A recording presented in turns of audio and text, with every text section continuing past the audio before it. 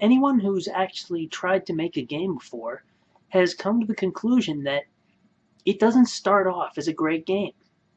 Instead, it's unbalanced, it's ugly, and it just doesn't feel very good. So this week I'd like to introduce you guys to a super secret training technique that will allow you guys to become better designers.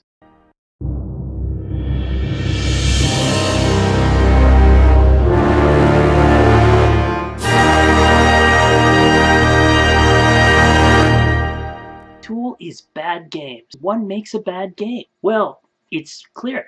It's bad graphics, it's unbalanced, it just doesn't feel good. Wait a minute, that sounds familiar, doesn't it? The thing that a lot of people tend to forget is that nobody sets out to make a bad game. They all set out to make something great, and those games that are less than stellar just never reach the point of a good game. Turning a bad game into a good one is the polishing stage of game development, and it's something that not many people get experience with. In the video game industry, we might reach the finishing stages once every 2 to 4 years, which means you don't get the experience, you don't get the practice that you do on all of the other stages of development. This is where bad games come in handy.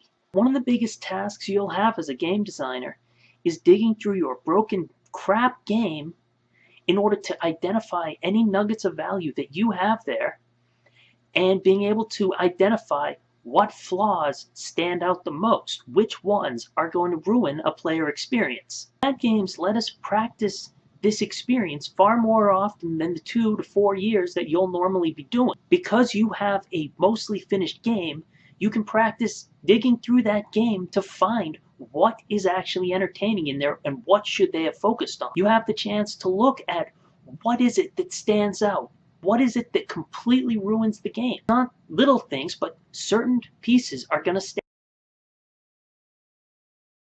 stand out. And those are what you need to be able to identify.